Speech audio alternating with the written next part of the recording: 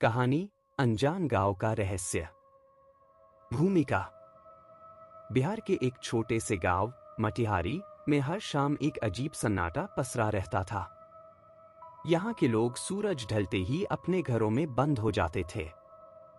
गांव के बुजुर्ग कहते थे कि इस गांव में रात के अंधेरे में कुछ अनजान घटनाएं होती थीं। वे कहते थे कि जो भी इन घटनाओं का पीछा करता था वह कभी लौटकर नहीं आता था। पहली रात। राहुल, जो शहर में पढ़ाई कर रहा था, अपनी गर्मियों की छुट्टियों में मटिहारी आया था। उसे गांव की इन कहानियों में बहुत दिलचस्पी थी।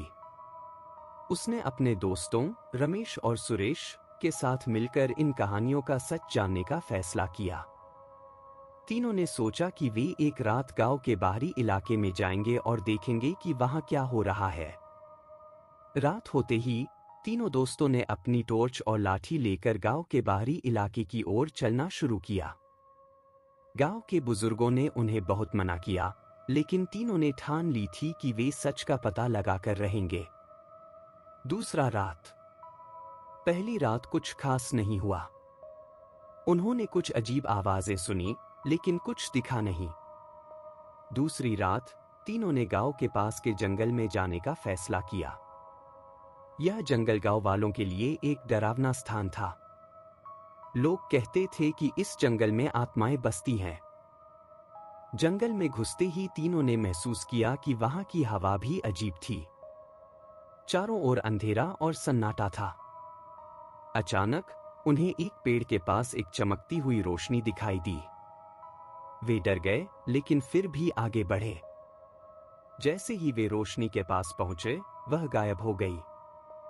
रहस्यमयी आवाजें। रात के तीसरे पहर में तीनों ने एक बार फिर से उस रोशनी का पीछा किया।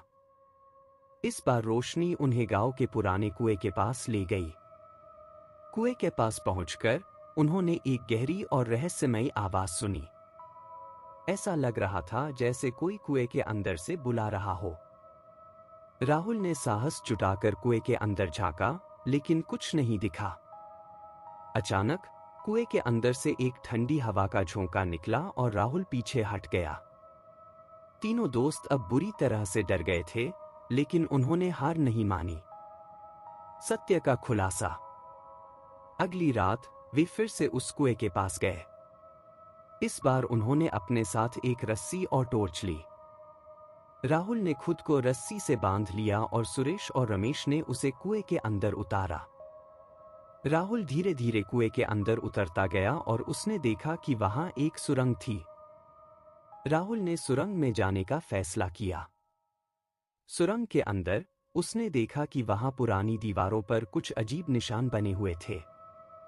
वह आगे बढ़ता गया और अंत में उसने एक बड़े कमरे में प्रवेश किया।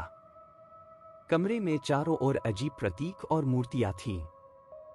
बीच में एक बड़ी सी पत्थर की वेदी थी, जिस पर कुछ लिखा हुआ था। अंतिम रहस्य। राहुल ने वेदी पर लिखे हुए शब्दों को पढ़ने की कोशिश की, लेकिन वे किसी प्राचीन भाषा में थे। तभी उसे पीछे से किसी ने छुआ। वह मुड़ा तो देखा कि एक बूढ़ा आदमी खड़ा था। बूढ़े आदमी ने कहा, तुमने यहां आने की हिम्मत कैसे की? राहुल ने डरते हुए कहा, मैं जानना चाहता हूं कि यहां क्या हो रहा है। बूढ़े आदमी ने उसे बताया कि यह जगह एक प्राचीन तांत्रिक साधना का स्थान था। यहाँ पर एक तांत्रिक ने वर्षों पहले एक अनुष्ठान किया था, जिसमें वह असफल रहा और उसकी आत्मा यहाँ भटक रही है। गांव में जो भी अजीब घटनाएं होती हैं, वे उसी तांत्रिक की आत्मा की वजह से होती हैं। निष्कर्ष। राहुल ने उस बूढ़े आदमी से पूछा, हम इस आत्मा को कैसे मुक्त कर सकते हैं? बूढ़े आदमी ने कहा, तुम्हें उस तांत्रिक की अधूरी साधना को पूरा करना होगा। उसके लिए तुम्हें इस वेदी पर एक विशेष मंत्र का जाप करना होगा। राहुल ने साहस जुटाकर वेदी पर बैठकर मंत्र का जाप शुरू किया। जैसे ही उसने मंत्र पूरा किया, एक तेज रोशनी चारों ओर फैल गई और तांत्रिक की आत्मा वेदी से निकलकर हवा में विलीन हो गई।